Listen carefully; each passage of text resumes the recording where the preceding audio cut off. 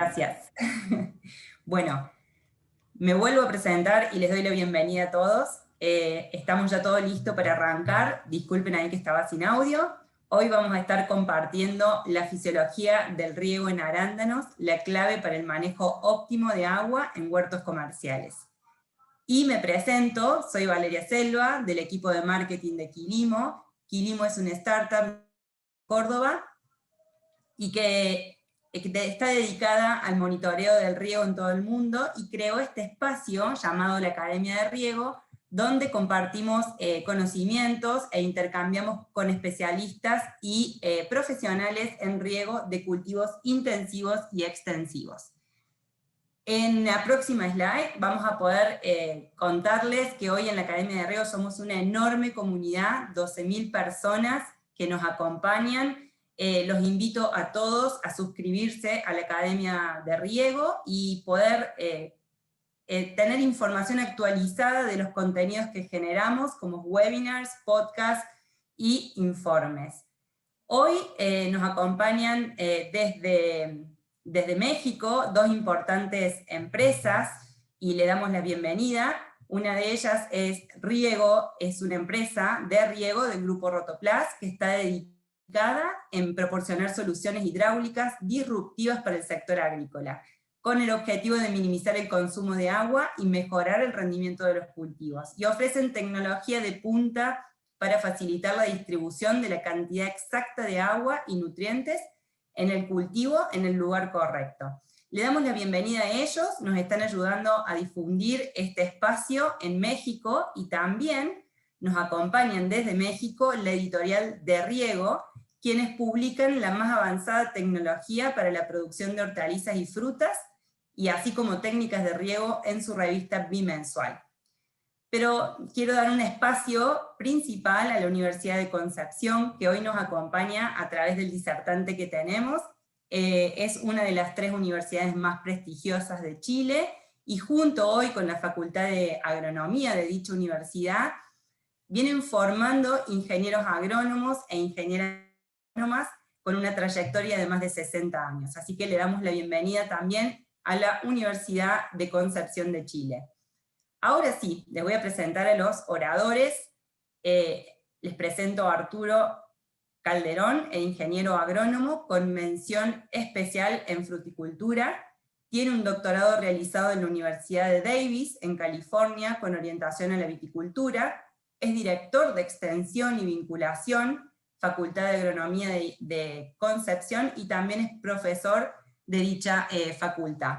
Le damos la bienvenida a Arturo, después él se va a poder presentar en más detalle, ya que su currículum es muy extenso y con un montón de títulos, así que le vamos a dejar ese espacio a él, y le presentamos también a Catriel Santillán, que es ingeniero agrónomo de Ciencias Agropecuarias de la Universidad Nacional de Córdoba, es estudiante de doctorado de Ciencias Agropecuarias de la Universidad de Buenos Aires, y en Quilimo es el que nos acompaña con soporte técnico especializado en el área de cuentas corporativas. Ahora vamos a pasar a ver la hoja de ruta que nos va a guiar en este día, el tema que vamos a estar hablando, que es respuestas fisiológicas al exceso y déficit de agua, el impacto de la aplicación de agua sobre el rendimiento y la calidad de fruta, y qué podemos hacer para ser eficientes y mejorar los rindes en el cultivo de arándano en huertos comerciales. Entonces aquí le doy la bienvenida a Arturo, la verdad es que es un placer tenerte con nosotros, y te invitamos a que nos puedas contar sobre lo que has preparado para nuestro público. Bueno, hola, ¿cómo están a todos y a todas? Muchas gracias primero a Quilimo por esta invitación a poder compartir un poco algunos aspectos importantes del riego en este cultivo, que está siendo cada vez más relevante en el resto de las Américas, en su producción, y sin duda el riego es uno de los factores más relevantes a la hora de definir el potencial productivo y la calidad en el arándano.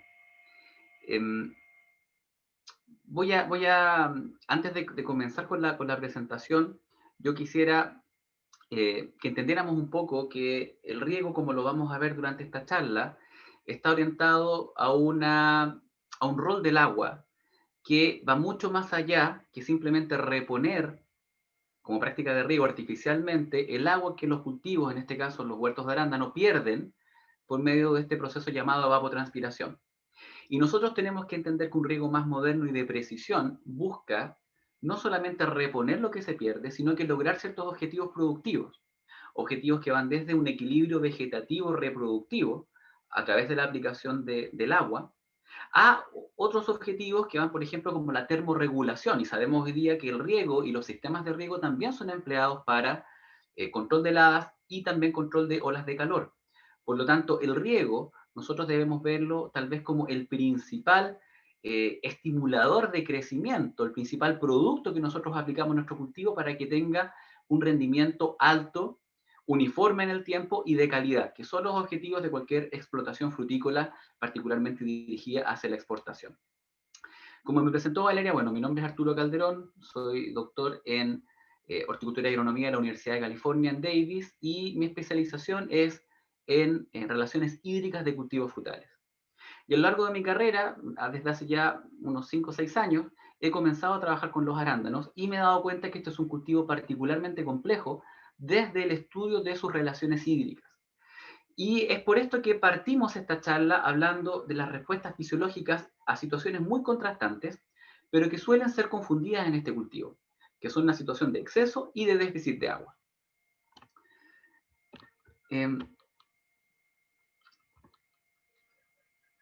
Nosotros vamos a comenzar con esta charla hablando que básicamente las plantas de arándano tienen respuestas fisiológicas a un estrés. Un estrés es una situación en la cual un organismo vivo siente tensión. Y esta tensión en las plantas, debido al agua, puede ser de cierta forma estimulada tanto por una situación de exceso de aplicación de agua y una situación también de déficit. Debido a las características particulares del arándano, que vamos a verlo un poco más adelante, pero principalmente su sistema radical, es muy común encontrarse con situaciones de exceso de aplicación hídrica, tan común como encontrarse en situaciones de falta de agua en aquellos lugares donde el agua de riego es limitante. Ahora, las plantas de arándano, y en general, las plantas en general, estas respuestas de estrés frente a la aplicación de agua tienen cierto orden en términos de su aparición y van a generar ciertas consecuencias. Entonces nosotros de aquí en adelante vamos a hablar de estrés hídrico, pero haremos hincapié en si este estrés es provocado por exceso de agua o por falta de esta. Ahora, la severidad del estrés hídrico va a generar, como les comentaba, una serie de respuestas fisiológicas en la planta.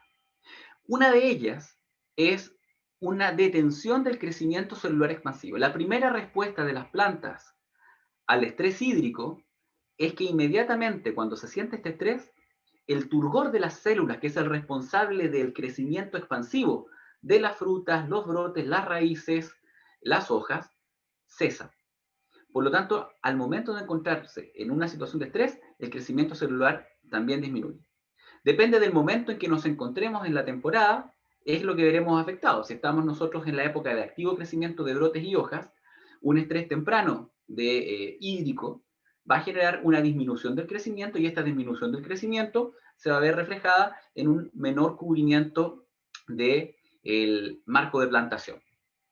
Cuando el estrés, particularmente en arándanos, comienza a aumentar en severidad, se produce el cierre de los estomas, que son aquellos poros que están ubicados en el envés de las hojas y que son responsables de a través de ellos, adquirir el CO2, que es el sustrato para la fotosíntesis. Pero también a través de ellos, esta es una especie C3, durante el día, esta apertura estomática permite también la evaporación del agua en el fenómeno conocido como transpiración.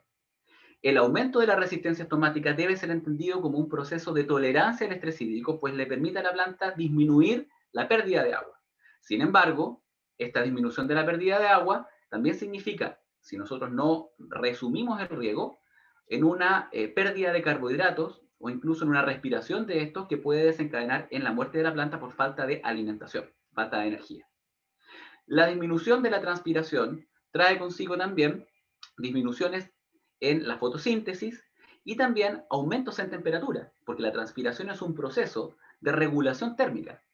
y se produce un proceso llamado enfriamiento por evaporación, que es lo mismo que ustedes sienten cuando salen de la alberca, cuando salen de la piscina, de la pileta, que sienten el cuerpo mojado y les da frío. A las plantas les pasa lo mismo.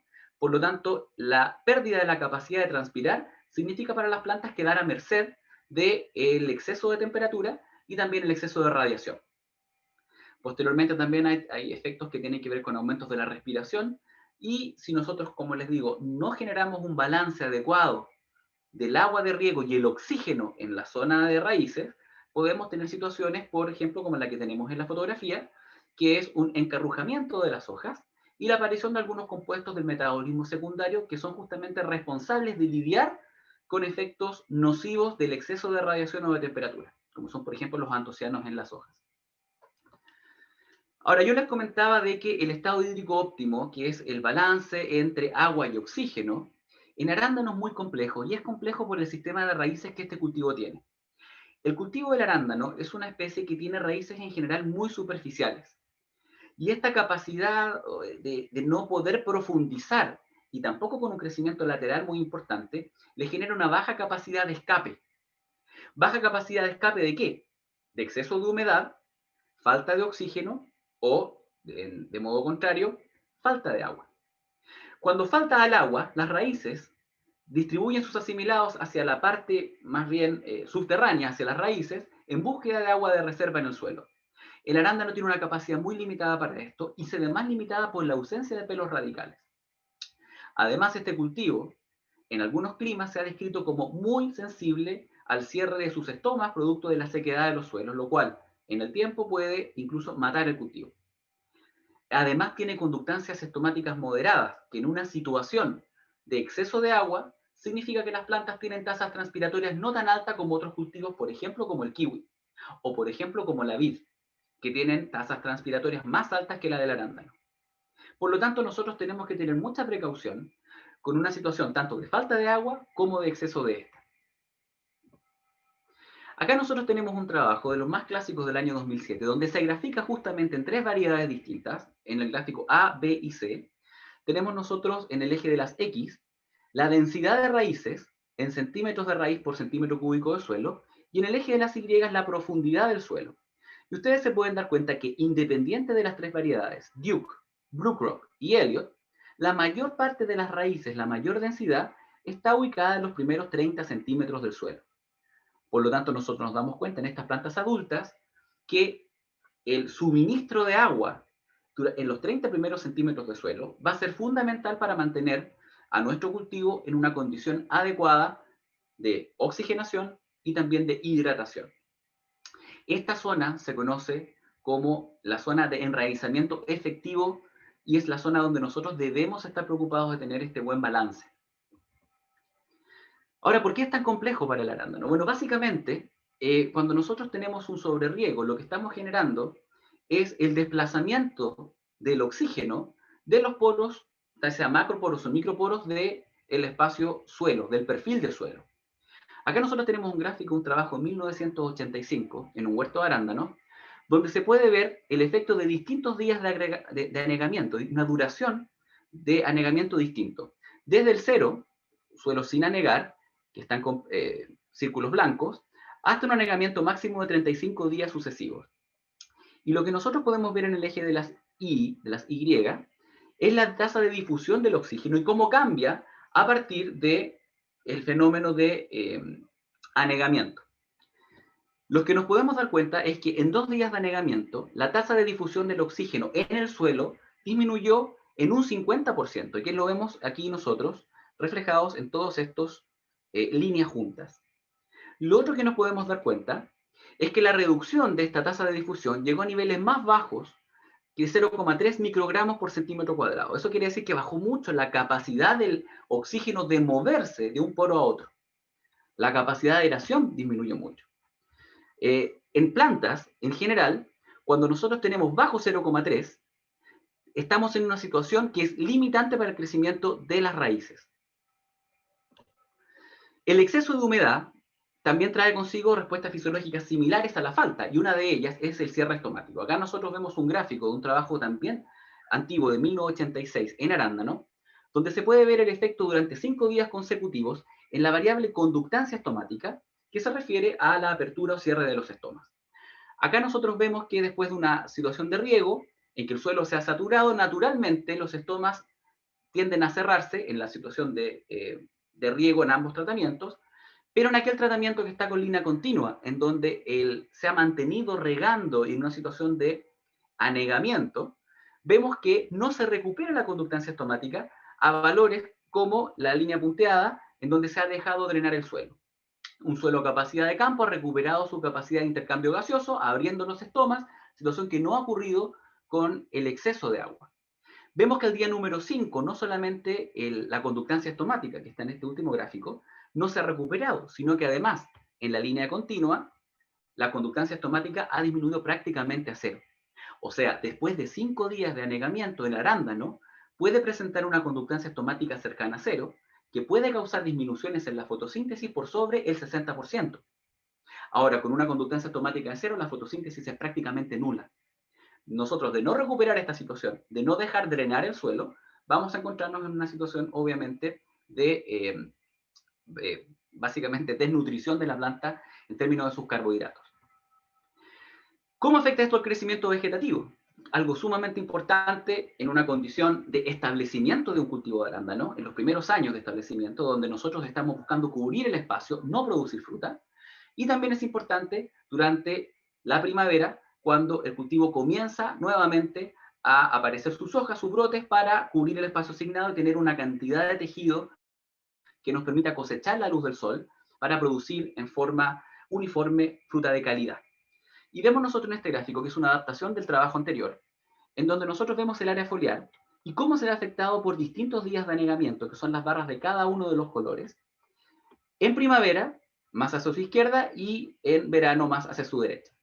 Lo que podemos darnos cuenta es que el mayor efecto, y se puede ver por la variación de las barras, se obtiene durante la primavera, que es el momento en que los brotes están activamente creciendo. Cuando esto ocurre, nos damos cuenta que entre 15 y 25 días de anegamiento, que son las barras de color verde y las barras de color anaranjado, se produce una disminución cercana en 500 centímetros cuadrados del área foliar. ¿Qué pasa si este anegamiento se extiende por 35 días? La disminución del área foliar es notablemente superior al 50%. Nosotros básicamente disminuimos por completo el crecimiento del tejido foliar de las hojas, lo cual obviamente nos va a traer consigo una sobreexposición de la fruta que vaya en ese momento a producirse, pero peor aún, tendremos una fuente de asimilados muy limitada porque tendremos pocas hojas. En verano, el efecto que tiene el anegamiento es mucho menor, y ese efecto de anegamiento, por supuesto que se ve mermado porque el crecimiento de los brotes no es tan activo como en primavera.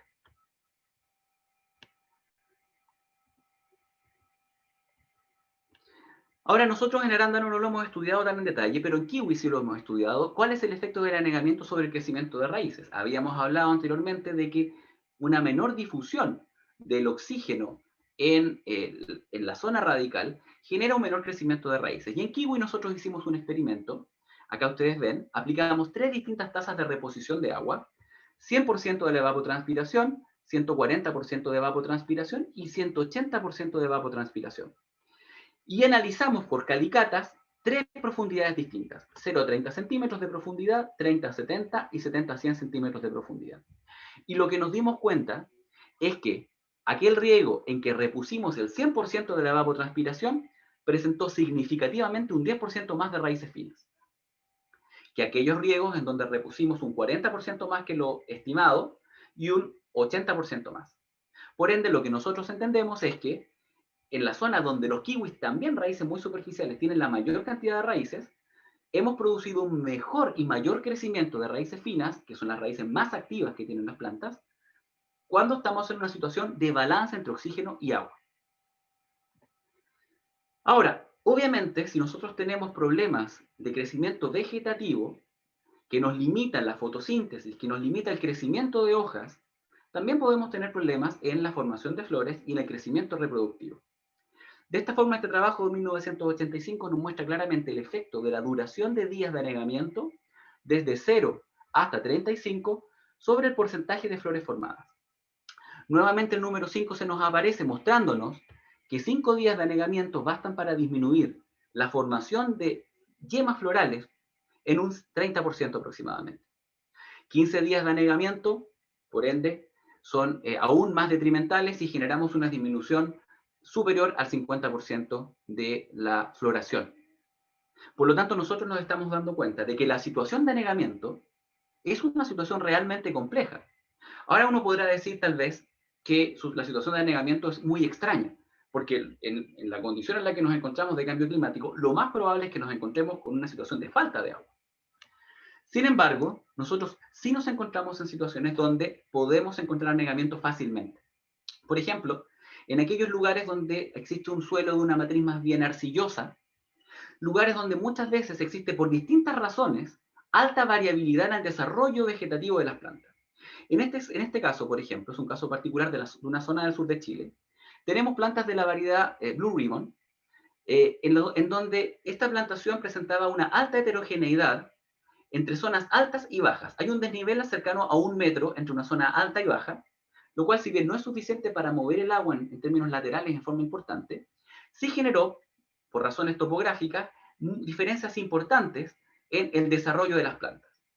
¿Qué pasó en este sector? Básicamente teníamos un sector en donde las plantas que estaban más altas tenían un desarrollo foliar bastante abundante y propio de su edad, con un buen desarrollo de raíces, mientras que las plantas que estaban más abajo, que están hacia su derecha, eran de menor desarrollo vegetativo y menor desarrollo también radical.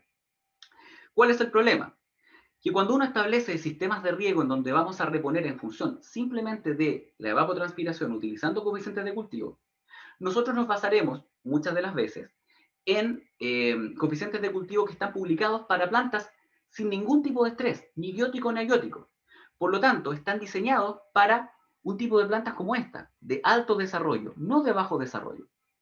Por lo tanto, si yo repongo lo que dice el libro, voy a tener muy bien hidratadas las plantas grandes, pero probablemente voy a tener saturadas las plantas más pequeñas. ¿Y por qué es esto? Bueno, básicamente porque las plantas transpiran de forma distinta. Si yo riego el cultivo, voy a tener que la transpiración en la planta grande va a ser en este caso 3 barritas de agua, 3 flechitas de agua, mientras que la planta pequeña va a ser una flechita de agua. Sin embargo, al regar yo de la misma forma, esta transpiración distinta va a generar en el suelo, en las plantas grandes, un mayor desecamiento y un mayor aumento de la fracción de aire, mientras que en las plantas más pequeñas va a bajar el agua mucho menos dentro del perfil. Nosotros decidiremos regar en función de las plantas grandes porque entendemos de que ya estamos en una situación donde necesitamos reponer el agua. Sin embargo, en la fracción de plantas pequeñas, todavía no es momento de riego. Si esto está dentro de un sector de riego, dentro de un lugar donde regamos todo de la misma forma, lo que haremos es aplicar el agua en función de las plantas más grandes, generando entonces un aumento del contenido volumétrico de agua del suelo, que va a ser adecuado para las plantas grandes, pero inadecuado para las plantas pequeñas. Al nosotros hacer la calicata nos vamos a dar cuenta, que en este caso es lo que ustedes ven a su derecha, que estamos en un suelo arcilloso, donde hay también limitantes de drenaje, como se puede ver en esta fotografía. Más del 90% de las raíces del sector bajo se encontraban en los primeros 20 centímetros del suelo.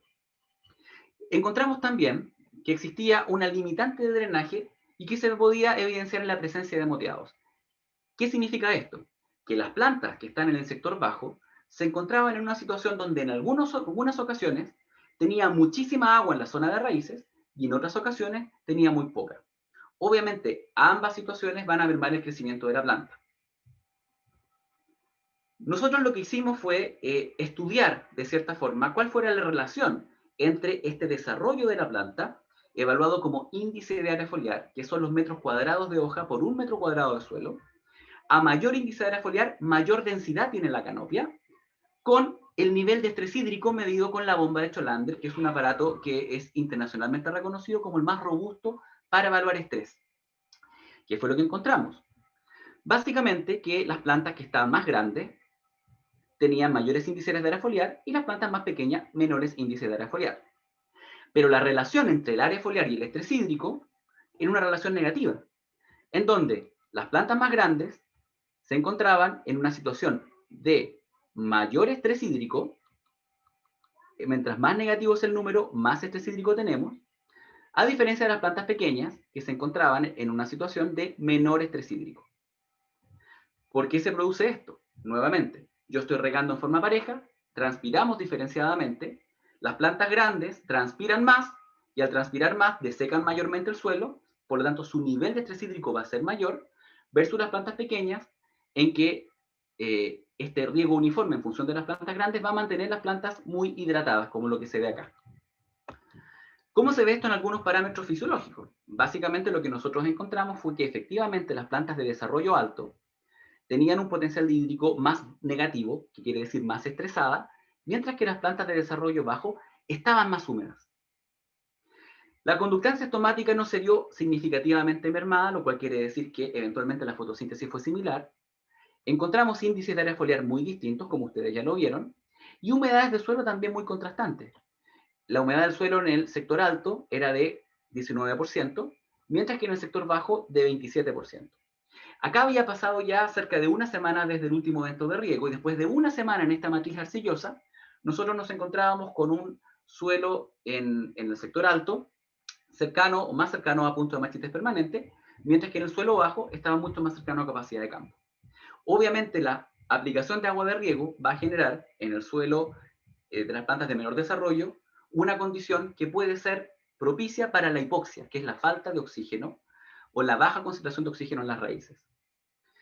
Si esta situación nosotros, por ejemplo, podemos también observarla en el establecimiento, en los primeros años de establecimiento de los cultivos de arándano, que son periodos críticos desde el punto de vista del riego. Acá nosotros tenemos nuevamente en Chile el caso de una plantación de arándanos en donde los productores nos han llamado para decirnos que las plantas se encontraban secas y que la mayor parte de estas plantas que tenían 2 temporadas se encontraban en una situación de déficit hídrico por falta de agua. Nosotros salir para allá y sacar las plantas, nos encontramos que cerca de un 90% de estas estaban en una condición en donde el crecimiento estaba muy reducido y tan solo un 10% presentaba un crecimiento normal. Al sacar las plantas de la plantación, del sustrato, nos dimos cuenta que, obviamente, había muy pocas raíces en las plantas pequeñas y un buen desarrollo de raíces en las plantas más grandes, en las pocas plantas más grandes. ¿Qué es lo que encontramos? Bueno, un adecuado desarrollo de raíces significa una óptima absorción de agua y nutrientes, una adecuada concentración de oxígeno y un transporte también de citoquininas desde las raíces hasta la copa que promueve el crecimiento vegetativo. Mientras que en el sector que estaban mayoritariamente las plantas pequeñas, un pobre desarrollo radical, que significa una absorción de agua deficiente, síntomas de exceso y déficit hídrico, baja conductancia estomática, un efecto enanizante que se provoca por la interacción de hormonas, básicamente un feedback negativo entre auxinas y citoquininas, y un desarrollo que obviamente no va a generar una producción importante en el tiempo. Acá nosotros vemos en el huerto cómo se veían las plantas. Aquí coincidieron 2 plantas de buen desarrollo y mal desarrollo, una al lado de la otra, y encontramos, por ejemplo, que el área de exploración de las raíces obviamente es muy distinta. Cuando nosotros nos encontramos en una situación donde la planta recién establecida no ha logrado un crecimiento de raíces óptimo, el riego en función de una planta grande va a generar condiciones de anegamiento. Y estas condiciones de anegamiento va a limitar el crecimiento, tanto de raíces como de la copa. Vemos acá que después de 2 años de crecimiento, las plantas de un vigor alto tienen 0,3 metros cuadrados de exploración de su sistema de raíces, mientras que las plantas de un desarrollo bajo tienen una profundidad máxima de 10 centímetros y un desarrollo en superficie explorativa de raíces inferior a 0,1 metros cuadrados. Por tanto, la capacidad de esta planta de poder acceder a agua u oxígeno es muy limitada. Cuando nosotros evaluamos el potencial hídrico de estas plantas, también nos encontramos nuevamente con que las plantas, en este caso del sector alto, en donde nosotros tenemos un vigor abundante, tienen un mejor potencial hídrico que las plantas que están en un sector bajo. Y aquí tengo que hacer hincapié en que el suelo en el sector bajo estaba prácticamente en saturación, mientras que en el sector alto, en el que tenía un potencial hídrico menos negativo, o sea, mejor, más hidratada, tenía una humedad del suelo cercana a capacidad de campo. ¿Por qué entonces yo tengo, si en el sector bajo tengo más agua, tengo más estrés hídrico? Porque nuevamente, el estrés hídrico debido a exceso de humedad, producto de regar o sobre regar plantas pequeñas, genera una limitación para la planta para poder absorber agua. Plantas que tienen problemas de absorción de agua por sobreriego también tienen problemas para poder hidratarse adecuadamente. En otras palabras, el exceso de humedad puede generar que la planta se deshidrate, mucho más que plantas que están con un mejor balance oxígeno y agua. Acá nosotros vemos la conductancia estomática y nos damos cuenta de que esta diferencia en potencial hídrico se ve reflejada en la apertura de los estomas.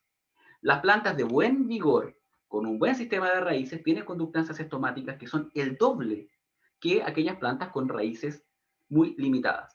Uno de los síntomas más importantes del exceso de agua es justamente la disminución de la conductancia estomática, o sea, el cierre de los estomas, producto de la generación de ácido abscísico en las raíces hacia las hojas.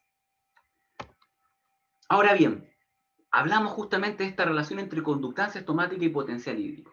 El potencial hídrico ya lo dijimos, con esta bomba de Cholander, y ahí me tienen ustedes midiendo en la variedad cargo, si no me equivoco. La relación entre la conductancia estomática y el potencial hídrico se ha descrito por Miller y Strick en situaciones de baja luminosidad y baja demanda evaporativa como exponencial. Una curva exponencial significa que un pequeño aumento en la severidad del estrés hídrico trae consigo, como ustedes pueden ver acá, un cierre estomático muy violento.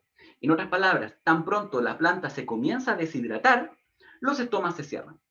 Nuevamente, esto puede ser positivo, porque significa que la planta no se va a deshidratar sin límites. Sin embargo, si nosotros no reponemos el agua o no reponemos la oxigenación en las raíces, tendremos una situación donde la planta va a morir de hambre. Ahora bien, nuestras investigaciones en climas más bien de tipo mediterráneo, en climas en condiciones incluso semiáridas, nos han mostrado que esta curva, que es una curva que ha sido vista en varios lugares con baja luminosidad y con una demanda evaporativa no tan alta, en condiciones de clima mediterráneo más bien se comporta de esta forma. No exponencial, en otras palabras, el aumento del estrés hídrico, en este caso producto de la deshidratación o también producto del exceso de humedad, yéndonos más hacia el lado de la izquierda, el aumento del estrés hídrico no viene seguido de un cierre exponencial, sino más bien un cierre un poquito más progresivo, en donde valores bajo 0,7, menos 0,7 megapascales, implica un cierre estomático ya más bien lineal. O sea, nosotros tenemos todavía bajo estas condiciones climáticas una situación en la que las plantas de arándano son capaces de mantener los estomas relativamente abiertos, lo cual no quiere decir que nos despreocupemos del agua, sino que quiere decir que esta relación entre conductancia estomática, apertura de estomas y estrés hídrico en la planta no es fija. Va a ser variable y va a depender de los cultivares y también de la zona geográfica. En otra clase de frutales, en donde existe también el uso de portainjertos, esta misma relación que ustedes están viendo también varía dependiendo del portainjerto que yo ocupe. Por lo tanto, lo que es recomendable para poder evaluar una situación de estrés por falta o por exceso es utilizar las herramientas de seguimiento fisiológico, pero siempre validándolas las condiciones locales. Obviamente el estrés hídrico en este caso también afecta a la fotosíntesis. La reducción de la fotosíntesis que se ve en este cuadro ocurre en las plantas que están aquí con estas pelotitas blancas, en donde se puede ver que a distintas eficiencias, que es lo que está acá abajo, del aparato fotosintético, siempre las plantas que están estresadas hídricamente, que son las pelotitas blancas, fotosintetizan en forma neta menos que las que están bien regadas. Entonces, todas estas disminuciones de conductancia estomática, aumentos de transpiración, aumentos de temperatura, donde comienzan las tres fotos nocivas, fotoinhibición, fotooxidación y fotorrespiración, redundan en una menor fijación de carbono y con esto eventualmente una menor productividad y una menor calidad de la fruta. Ahora, ¿cuál es el impacto de la aplicación del agua sobre el rendimiento? Bueno, esto va a depender, y es muy importante considerar, de que el efecto que tiene cualquier práctica de riego va a depender de la época en la cual nosotros tengamos el evento de estrés, ya sea por exceso o por falta de humedad. Y para esto tenemos que tener siempre entonces en nuestros huertos una claridad absoluta de cuándo ocurren los eventos fenológicos que determinan la calidad de la fruta o la productividad. En este caso nosotros tenemos un gráfico en donde se ve claramente los distintos estados fenológicos desde octubre hasta abril. Vemos en cuadrados blancos el crecimiento de raíces con dos picos de crecimiento muy notorios y el crecimiento de los brotes que es concordante y tal vez un poco después del crecimiento de raíces, y donde se puede ver que alcanza su máximo, en este caso, en este ejemplo particular, en el mes de diciembre. Por lo tanto, cualquier estrés temprano en la temporada, tanto de exceso como de falta, ya vimos anteriormente, va a generar una disminución del crecimiento vegetativo. Ahora, se hizo un trabajo en donde se evaluó distintas aplicaciones hídricas y distintos déficits hídricos sobre el crecimiento de la fruta. Y acá tenemos que entender que el arándano es una baya, y las bayas suelen tener un crecimiento que se llama doble sigmoideo, que es como lo que se ve aquí, que básicamente uno puede dividir el crecimiento de la fruta, acá tenemos crecimiento en aumento de peso fresco en el tiempo, y podemos dividirlo en 3 etapas claramente establecidas. Una etapa 1, que dura aproximadamente un mes, en donde se produce una alta división celular. Esta etapa es sumamente fundamental porque en todos los frutales, la primera etapa de crecimiento es la etapa donde existe el máximo potencial de crecimiento, lo cual se mide en términos matemáticos como tasa de crecimiento relativo. Es tan importante porque aquí se define el número de células. Posteriormente a este mes, nosotros ya no podremos definir el número de células que tiene mi fruta. Por ende, cualquier efecto nocivo en fertilización, en riego o en temperatura durante esta época va a redundar en fruta más pequeña. En la etapa 2 de crecimiento que se ve acá, es aquel momento donde comienza también la maduración de la fruta, una acumulación activa de sólidos solubles, una síntesis de compuestos fenólicos como los antocianos y las antófilas que generan colores azulados en los arándanos, una pérdida de firmeza y aumento del dulzor. Es en este momento también donde el embrión comienza a desarrollarse y se reactiva el crecimiento, en este caso netamente expansivo, del arándano. Nuevamente, un periodo donde ustedes pueden ver el aumento de tamaño de la fruta es muy importante. Por ende, cualquier disminución del riego a factores o a valores en donde el potencial de crecimiento, donde el estrés sea muy alto, muy severo, va a disminuir el tamaño de la fruta. Ahora, se hizo un trabajo el año 2000 en donde se compararon, es uno de los trabajos más completos que hay hasta ahora en arándano, se compararon 3 tipos de tratamientos de riego. Un control, en donde se repuso 100% de la demanda evaporativa, y 2 tratamientos, en este caso, uno llamado déficit moderado y uno llamado déficit severo. El déficit moderado significó reducir en un 35% la transpiración en base a un corte de agua, mientras que el déficit severo significó reducir en un 65% la transpiración, cerrando los estomas, en base a un corte de agua más prolongado. El efecto que tuvo hacer este corte moderado o severo durante la primera etapa de desarrollo durante la primavera significó una disminución de la productividad cercana a un 30%, que es lo que ustedes pueden ver acá. Ahora, ¿qué factor es el que se ve afectado de productividad cuando ocurre esto? El factor que se ve afectado, uno podría decir, bueno, puede ser la cantidad de fruta. Pero nosotros sabemos que en frutales persistentes, en especies persistentes, en frutales en general, la fruta se define, el número de frutas se define en la temporada anterior. Y si yo tengo un estrés esta temporada, difícilmente afectaría el número de frutas por arbusto, que es lo que se ve en este gráfico. Los déficit moderado y déficit severo tienen exactamente el mismo número de frutas, cercano a 3.200 frutos, que las plantas regadas de forma abundante. Por lo tanto, este 30% de pérdida de rendimiento no está dado por el número de frutas, sino que por el otro componente que es el tamaño individual de cada baya, en donde nuevamente este 30% de disminución se puede ver en un 30% de disminución de peso. Sumamente importante, porque en este momento lo que nosotros nos hemos jugado es una disminución en el número de células y también la elongación de estas. Por lo mismo, durante la primera etapa de crecimiento, el primer mes desde cuaja, nosotros no debemos tener un déficit hídrico que genere un estrés severo, ni tampoco un sobreriego que genere un anegamiento. ¿Qué sucede entonces si nosotros hacemos ahora un estrés durante la etapa 3, que es la etapa de maduración? Bueno, se ocuparon los mismos tratamientos de riego, y aquí ya tenemos nuevamente toda la película, el rendimiento por arbusto, y vemos el déficit moderado, 35% de disminución de la transpiración, y el déficit severo. ¿Y qué es lo que vemos? Vemos que el déficit severo durante la última etapa de crecimiento del cultivo, la etapa número 3 de maduración, disminuyó aún más el rendimiento en arándano. Nuevamente, no afectó el número de frutas. Tenemos que el número de frutas es exactamente el mismo, cercano a 3.000, pero lo que se afectó muy fuertemente fue el peso individual de cada fruta. En esta etapa, se produce en un déficit severo dos fenómenos. El déficit severo, el estrés severo en este caso, genera, por un lado, una disminución del turgor celular para el crecimiento expansivo de la valla en este segundo pic de crecimiento, pero además genera una disminución del turgor, pero también genera una deshidratación. Muchas veces las vallas se comienzan a deshidratar y esto genera también disminuciones de tamaño. Por lo tanto, nosotros tenemos que tener mucho cuidado con los déficits tardíos. Una situación que obviamente y lamentablemente es mucho más común de lo que quisiéramos y que se va a ver repetida en el tiempo, porque nosotros estamos en una situación de cambio climático en donde es muy, o va a ser mucho más frecuente, que nos falte el agua de riego durante la última etapa de la temporada, que justamente coincide en las variedades de arándano, cultivadas en climas mediterráneos, con la época de máxima demanda evaporativa. Esto quiere decir, por ejemplo, en Chile, que nosotros vamos a cosechar, por ejemplo, diciembre, que es cuando ya comienza a generarse el pic de evapotranspiración de la temporada que ocurre durante enero y febrero.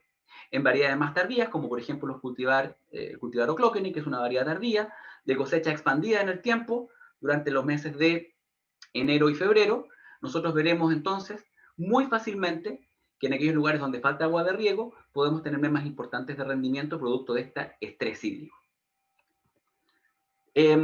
Ahora bien, nosotros también en esta etapa sabemos de que la inducción de yemas florales es sumamente importante en arándanos porque va a generar la fruta del próximo año. Se ha establecido que en arándano, cerca de entre 3 a 4 meses después de plena floración, se produce la inducción de yemas florales para la próxima temporada, lo cual coincide también con el cese de crecimientos de brotes. Si nosotros generamos un estrés hídrico severo durante esta época, lo que vamos a obtener es una disminución importante en el rendimiento de la temporada siguiente, que es lo que nosotros vemos acá. Un déficit hídrico severo, que es el S4+, durante la época de inducción floral, generó para la temporada siguiente una disminución en un 50% de la productividad de la temporada siguiente de flores. Esto es sumamente importante, ¿por qué? Porque uno no puede verse en la tentación de dejar de regar después de cosechada la fruta. ¿Cuál es el mensaje? Una vez que nosotros cosechamos, debemos seguir regando el cultivo. ¿Por qué? Porque una vez cosechada la fruta, el mayor sumidero de recursos ya no va a ser la fruta, sino que va a ser la madera y las raíces que nos van a dar carbohidratos para sostener la brotación de la próxima temporada y nos están dando carbohidratos para la inducción y diferenciación de las yemas florales para producir la temporada siguiente. Entonces, después de haber pasado por distintos temas, nosotros podemos decir que hay algunas conclusiones prácticas relacionadas con lo que hemos visto hoy. La primera conclusión, y que me gustaría que ustedes se llevaran para sus casas, es que regar es más que reponer la evapotranspiración, porque el agua tiene múltiples roles. El agua tiene un rol de sostener el crecimiento, por lo tanto es más importante incluso que la aplicación de hormonas promotoras del crecimiento. El agua tiene un rol de transportar nutrientes, por lo tanto es tan o más importante que la aplicación de nutrientes al suelo, por ejemplo el calcio, que es fundamental para la firmeza del arándano, se mueve de forma cinemática. Eso quiere decir que lo mueve la transpiración. Si nosotros cerramos los estomas producto de un estrés por déficit o por exceso, detendremos el movimiento de calcio, independiente si este calcio está disponible por pH o disponible por concentración en el suelo. Por lo tanto, nuevamente estamos en una situación en la que el agua es fundamental. Tenemos además que considerar que el agua con este rol de regulador térmico nos puede servir no solo para capear, no solo para lidiar con las heladas, sino que también para lidiar con el exceso de temperatura producto de olas de calor o simplemente de cultivar arándanos en zonas de clima semiárido. Por lo tanto, el riego tiene que estar en función de los objetivos productivos. Tenemos que evitar el anegamiento. ¿Por qué? Porque nosotros sabemos ahora que el anegamiento tiene exactamente los mismos síntomas que el déficit. Reduce la actividad fotosintética, reduce la absorción de agua y nutrientes. El hecho de reducir la absorción de agua significa que yo puedo tener una planta nadando, ahogada en agua, pero estresada hídricamente. Y esto lo mido con la bomba de Cholander, con el potencial hídrico, el cual es un aparato que solo mide estrés hídrico. Y obviamente encarece los costos. Cuando yo tengo un exceso de aplicación se produce pérdida de agua por escurrimiento, se produce lixiviación de nutrientes, aumento de costos de aplicación de minerales, y esto obviamente genera problemas. Finalmente, tenemos también que considerar que no podemos esperar a ver los síntomas visuales del déficit hídrico, porque puede ser demasiado tarde. Uno puede pasearse por un huerto de arándanos y ver las plantas perfectamente, en perfecto estado, pero si nosotros analizamos fisiológicamente, están en estos momentos con los estomas cerrados. Por lo tanto, es importante, especialmente en lugares donde tenemos falta de agua, poder evaluar fisiológicamente las plantas y las producciones, para poder establecer valores que validen, por ejemplo, tecnologías como la medición de humedad del suelo, o que validen, por ejemplo, la determinación de coeficientes de cultivo. Esto especialmente en lugares de alta radiación y temperatura. Bueno, amigos, amigas, yo con esto me despido, les doy las gracias por su atención, espero no haberles aburrido. Yo me entusiasmo mucho hablando, ya veo que Valeria está acá, pero cumplí, Valeria, con los 40 minutos exactos, estoy cronometrándolos. Excelente. Así que les doy las gracias, si tienen preguntas, por favor, los dejo más que bienvenidos a hacerlas, o bueno, no sé, Valeria ahí A dirige. todos, a todos los invito a hacer sus preguntas en Question and Answers, ahí en Zoom, pueden ir dejando sus consultas.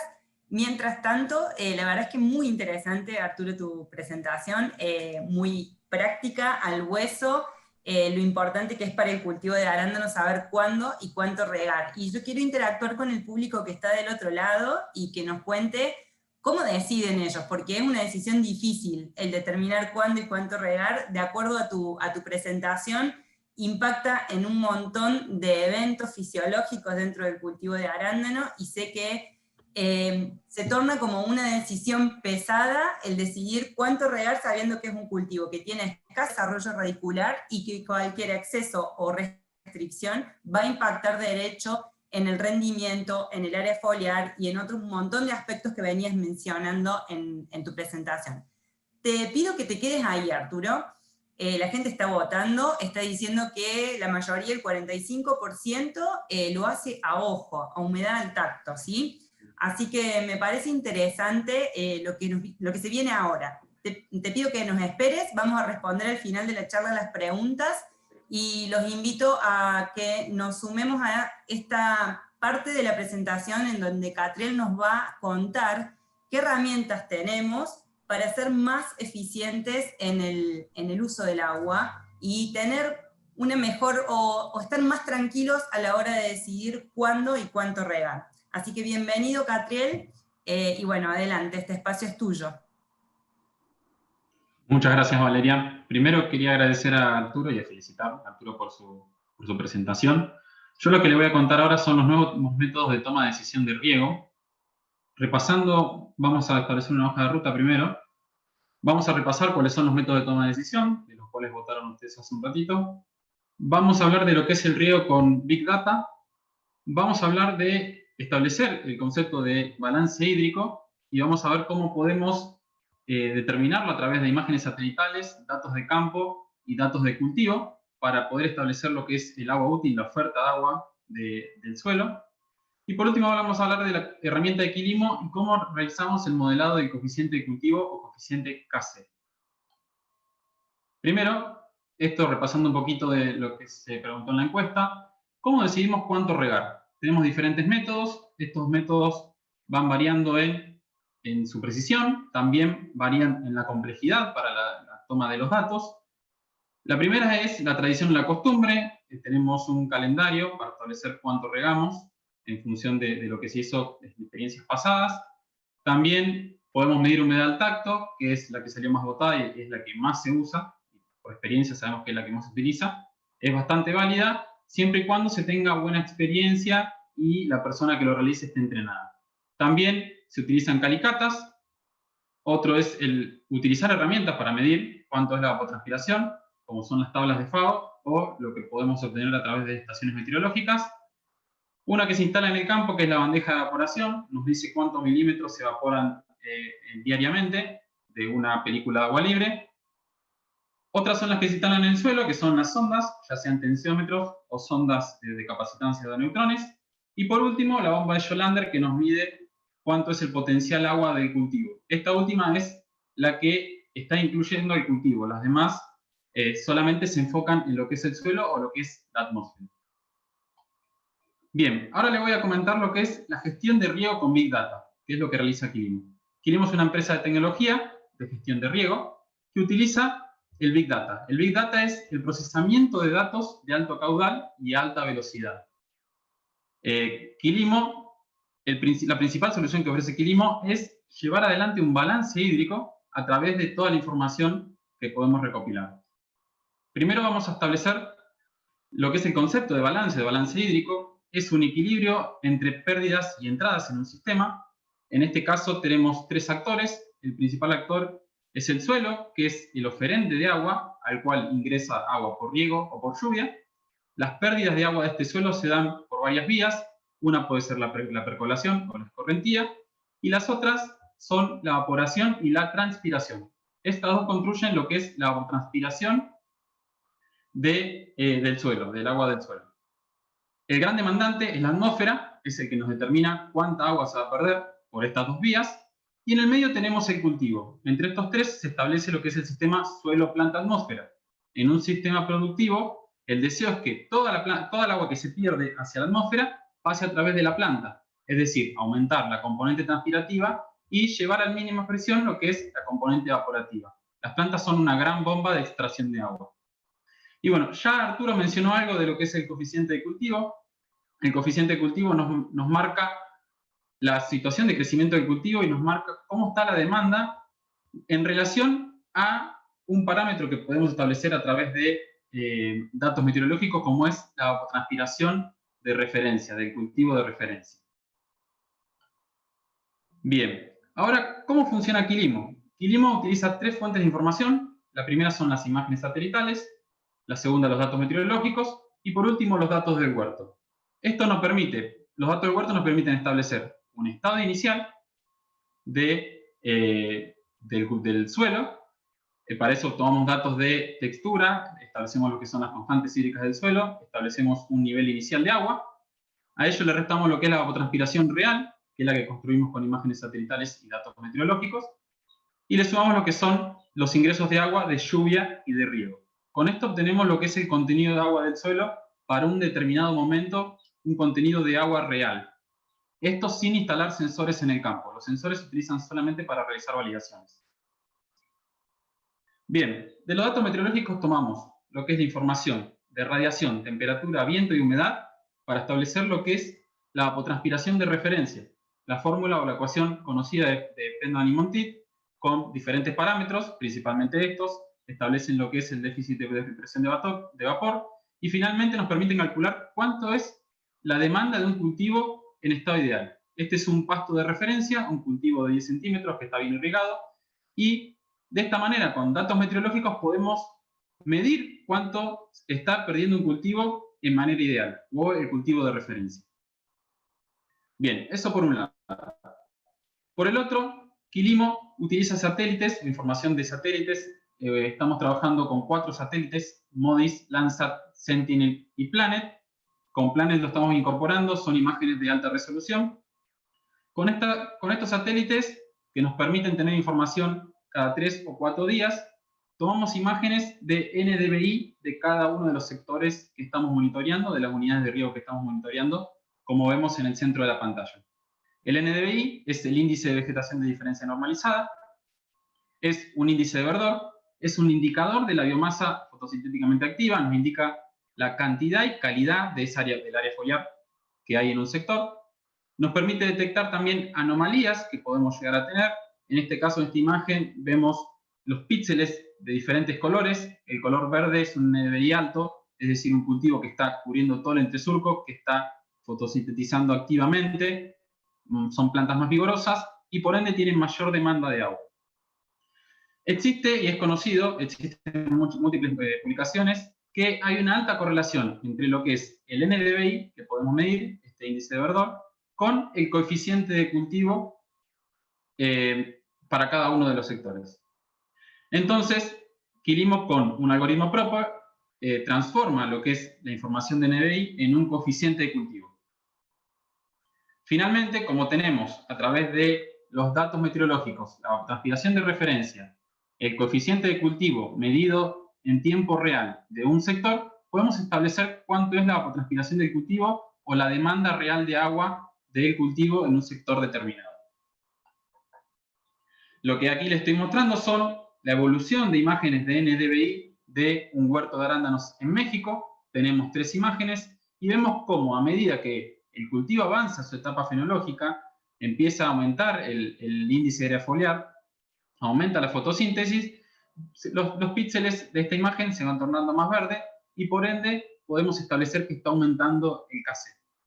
También podemos ver en esta imagen, que es un lote amplio, podemos observar que todos los sectores tienen diferencias. Entonces, podríamos decir que si dividiéramos esto, podríamos generar una información más precisa de cada uno de los sectores, ya que todos los sectores tienen una información diferente.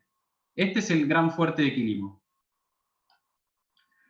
Bien, una vez que tenemos la información de NDVI, podemos transformarlo en KC, y como verán aquí, como les mencionaba anteriormente, podemos llegar a tener diferencias en el coeficiente de cultivo según diferentes variables. Lo que vemos en esta curva son los valores de KC para 3 huertos de diferentes países, de Chile, de Perú y de México. Este KC varía en función del estado de crecimiento, la variedad de arándano que estemos trabajando, el manejo cultural que se realice del huerto, es decir, la poda o el sistema de conducción, y también los marcos de plantación, la densidad de planta, la distancia entre surcos. Todos estos nos afectan lo que es la imagen en NDVI y por ende el coeficiente de cultivo. Como verán, son curvas bastante distintas, son bastante dispares, y por ende la necesidad de agua, necesidad de riego de esos sectores es muy diferente. Aquí lo que les estoy tratando de comparar es cómo muestra el KC Quilimo, medido a través de las imágenes satelitales, y lo que sería un KC teórico para un huerto de Chile. Y podemos tener varias situaciones. Este es todo un ciclo de crecimiento desde diciembre del año pasado hasta a la actualidad, hasta los primeros días de octubre. Y vemos cómo podemos tener, si trabajáramos con un KC teórico en comparación con el KC que mediría Quilimo, un sobreriego en algunas etapas de crecimiento del cultivo. Ya Arturo nos contó el efecto que puede tener un anegamiento o cubrir por demás la necesidad de riego de un cultivo. Y en otros momentos, por ejemplo, en este caso el cultivo sería el momento de mayor demanda del cultivo, cuando casi tenemos un KC cercano a 1, podemos estar pecando por tener un subriego. Y como dijo Arturo, en las etapas finales del cultivo es importante tener una buena dotación de agua para asegurarnos lo que es la producción de la temporada futura. Haciendo un resumen de esta información, de lo del huerto anterior que les estaba mostrando, la evapotranspiración de referencia acumulada para este lote, para este huerto, fue de 670 milímetros. En el caso de determinar lo que es la demanda hídrica con Quilimo, obtenemos que son 576 milímetros. Esto es 93,8 milímetros menos de lo que es la evapotranspiración de referencia. Esto nos muestra el ahorro potencial de agua que podemos llegar a tener en el caso de utilizar e incorporar un coeficiente de cultivo y no solamente quedarnos con los datos meteorológicos y ver solamente lo que sería la evapotranspiración del cultivo de referencia. Y podemos comparar también lo que la demanda la demanda medida por Quilimo y la demanda establecida con el KC teórico. Vemos que el ahorro de agua potencial que podemos llegar a tener comparado de utilizar un KC teórico, no es tanto en términos de milímetros, es solamente unos 42 milímetros, es casi un 7%. Si bien es significativa, no es de gran magnitud. Pero como veíamos anteriormente, al poder dotar el agua en los momentos en que el cultivo mayormente los necesita, podemos lograr resultados muy esperanzadores. Bien, y por último, las conclusiones que podemos obtener de lo que estuvimos hablando recién es que Quilimo mide un KC específico para cada lote o unidad de riego. Las demandas reales permiten tener una mejor distribución temporal del agua aplicada. Quilimo de esta manera estaría facilitando lo que es la toma de decisión de cuándo y cuánto regar. Y el uso de esta tecnología es un complemento a otras que nos permite incrementar la eficiencia en el uso del agua, ya sea por un ahorro neto de agua o porque al aplicar el agua en los momentos de mayor necesidad podemos obtener mayores rendimientos y por ende la eficiencia de cada milímetro aplicado es mucho mayor. Muchas gracias, Catriel. La verdad, excelente tu presentación. Tenemos herramientas como para hacer un seguimiento mucho más eficiente y prolijo de cada huerto, ¿no? Les voy a compartir a los que están del otro lado una encuesta si quieren recibir mayor información sobre lo que nos acaba de presentar Catriel antes de pasar a las preguntas. Ahí nos pueden decir si les gustaría recibir mayor información sobre la herramienta. Ahora sí, hay varias preguntas y me gustaría empezar con ellas. Un público que quiere interactuar con los disertantes, así que vamos a empezar. No sé si estás ahí, Arturo. Sí, estoy acá. Bueno, va la primera pregunta y bueno, creo que es una pregunta que debes haber escuchado en tu vida en la parte de riego, es ¿cuándo es el mejor momento para regar en verano y cuántos ciclos de riego hacemos? ¿Se puede tener una receta de riego? Excelente pregunta. Bueno, Vilde, gracias por tu pregunta, Vilde Rodríguez. A ver, lo primero es que, tal como decía Valeria, el riego no se puede recetar, por lo tanto es difícil decir que uno puede, tal como fuera un medicamento o una aplicación de algún nutriente, decir va a regar 5 o 6 veces durante la temporada. La frecuencia de riego y el momento óptimo cuando comienzo a regar va a depender obviamente del tipo de suelo, porque obviamente si yo tengo, por ejemplo, un suelo que es de una matriz arcillosa, va a retener mejor el agua de las lluvias invernales, por lo tanto el momento de inicio de riego va a ser probablemente más tarde que un suelo que tenga una fracción más bien arenosa. Entonces tener el tipo de suelo que tiene que ver con el momento de riego. Ahora, en verano, nosotros tenemos, el verano son 3 meses que parten acá en Chile en diciembre, el 21 de diciembre, parte el 21 de diciembre verano en el hemisferio sur, pero la mayor demanda evaporativa ocurre entre enero y febrero. Ahora, ¿cuál es el mejor momento para regar en verano? Obviamente lo que nosotros no queremos es que en el arándano caer en una situación, en este caso, por ejemplo, de déficit hídrico, que nos genera un estrés severo. ¿Qué tenemos que hacer para esto? Bueno, tenemos que buscar herramientas que nos ayuden a objetivamente determinar en qué momento regar. Desde lo más simple, que es el texturar el suelo, pero nuevamente un problema de texturar el suelo es que el suelo es muy variable. Dependiendo del origen que tenga este suelo, puede tener inclusiones en las series, hay diferencias topográficas, por lo tanto es una herramienta que es útil, pero no es tan precisa. Si vamos aumentando en precisión, tenemos por ejemplo los sensores de humedad de suelo, que nos van a indicar por ejemplo si las plantas están en capacidad de campo y cuál es el umbral de riego que yo me doy. Y aquí respondo a otra pregunta de Uriel, que pregunta, ¿cuánto es el rango porcentaje de humedad? En arándano, generalmente, como es un cultivo sensible, el umbral de riego muchos frutales se establece como un 0.5. O sea, la distancia entre capacidad de campo y punto matrices permanentes en un 50% tiene que bajar, o 50% esa distancia de humedad tiene que bajar para yo comenzar a regar. En el caso de los arándanos se establece que en un 30%. Ahora, lamentablemente este 30% no es un porcentaje que sea validado fisiológicamente, porque la relación entre humedad del suelo y estrés en la planta no es lineal. En castellano eso significa que lo mejor es preguntarle a la planta. Por lo tanto, si yo tengo sensores de humedad, lo que yo les recomiendo es que validen esas mediciones de humedad con herramientas fisiológicas. ¿Qué herramientas fisiológicas tenemos? Las que hemos visto acá. La bomba de Cholander, que es para medir estrés hídrico, es lejos la mejor herramienta que existe. La conductancia estomática con un porómetro, que nos va a ver cuán cerrados o abiertos están los estomas, con la salvedad que la conductancia estomática, como depende de otros factores, es muy variable. Entonces, para responder tu pregunta, ¿cuándo es el mejor momento? Cuando la planta lo indique. ¿Y cuando la planta lo indique? Cuando lleguemos a esos valores fisiológicos en los cuales los estomas se cierran. Eso es un buen criterio. ¿Ya? Luego Mauricio Toro pregunta, Arturo, ¿qué estrategia o cambios o mejoras se debería considerar para regar de manera correcta las plantas pequeñas agrupadas en un desnivel en el campo, respecto a las plantas con mayor desarrollo?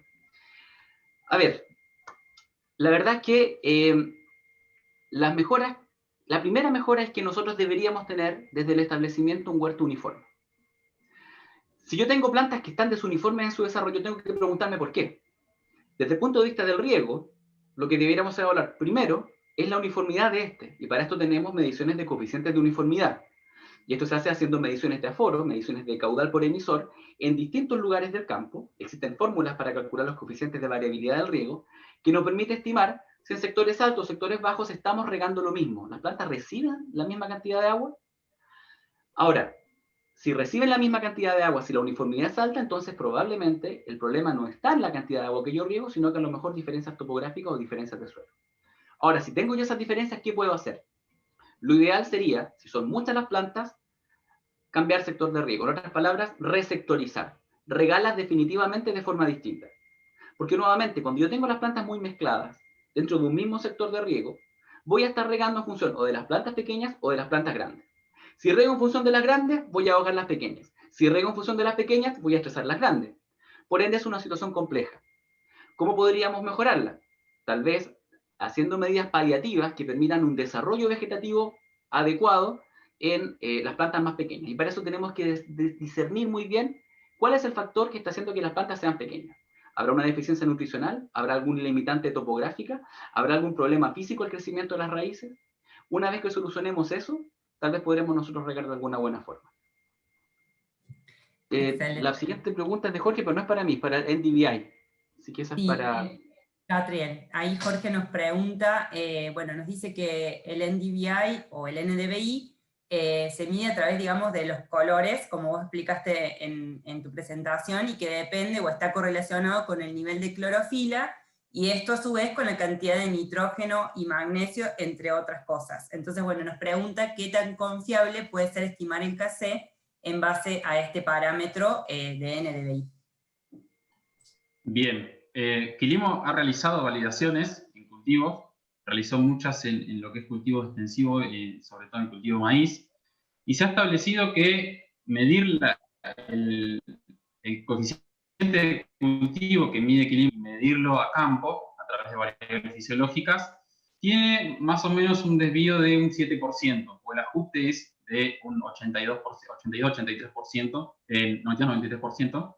Es bastante válido, no deja de ser una simplificación del sistema. Como comenta Arturo, la mejor forma sería poder evaluar lo que es el cultivo in situ.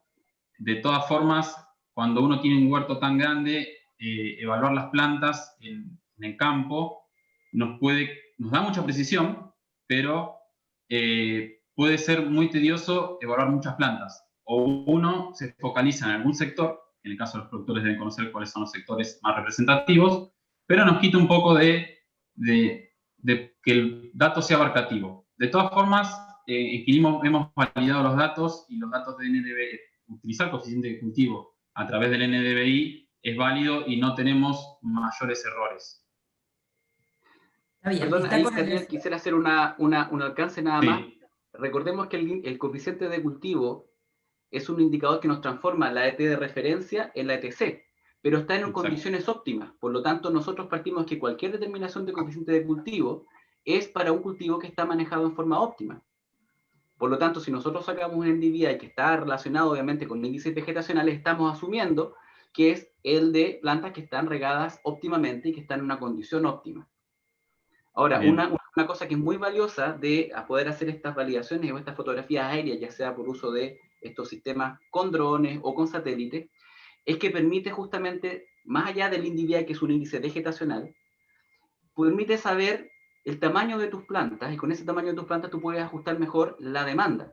Porque nuevamente, si tienes plantas pequeñas que las riegas como grandes, vas a sobreregar, que es un poco lo que mostraba Catriel en su imagen, que es una validación un poco más práctica desde el punto de vista de los porcentajes de cobertura que va a regular la evapotranspiración. Pero son cosas distintas. En el fondo, el coeficiente de cultivo te establece la primera pregunta, que es ¿cuánto regar? El cuándo regar tiene que ver con índices fisiológicos netamente de la planta. Y estos índices también te pueden ayudar partiendo siempre de la base que estás hablando de plantas que están en el perfecto estado.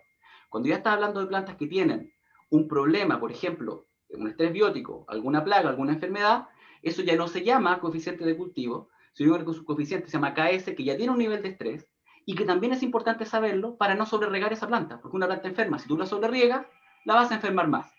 Por lo tanto, es igualmente válido en una planta enferma poder aplicar estas tecnologías, porque por lo menos no la va a estar perjudicando por un exceso de riego. Bien. Gracias, Arturo. El coeficiente de cultivo que utiliza Quilimo es finalmente el coeficiente ajustado. En esta presentación no lo mostré.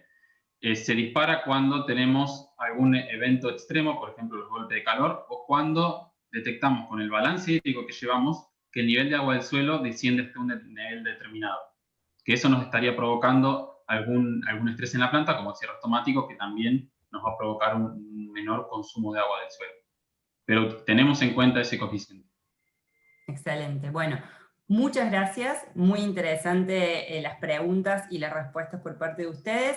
Les contamos a la gente que está del otro lado que la semana que viene seguimos con nuestras webinars, así que no se pierdan y pasen por la web de la Academia de Riego a visitar los próximos eventos que tenemos para el mes de noviembre. Muchas gracias Arturo, muchas gracias Catriel, excelentes las presentaciones, fue un placer tenerlos acá.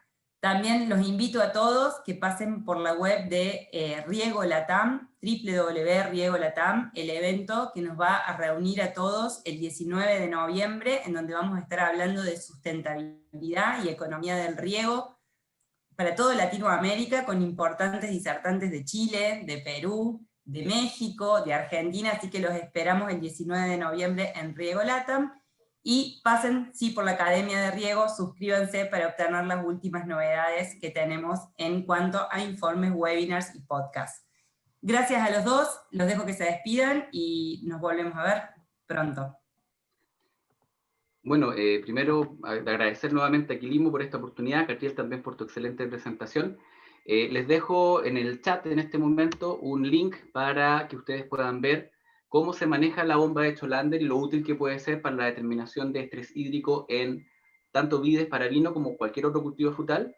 Efectivamente es una medición que es compleja de hacer, pero la verdad es que vale bastante la pena, especialmente para validar muchas de estas tecnologías que vienen para quedarse y que está bien que las empecemos ya a ocupar. Así que muchas gracias a Valeria y muchas gracias a Quilimo por esta oportunidad y a ustedes por su atención y gentileza en sus preguntas. Gracias a vos, Arturo. Adiós, nos vemos el próximo jueves. Nos Chau, vemos. chau.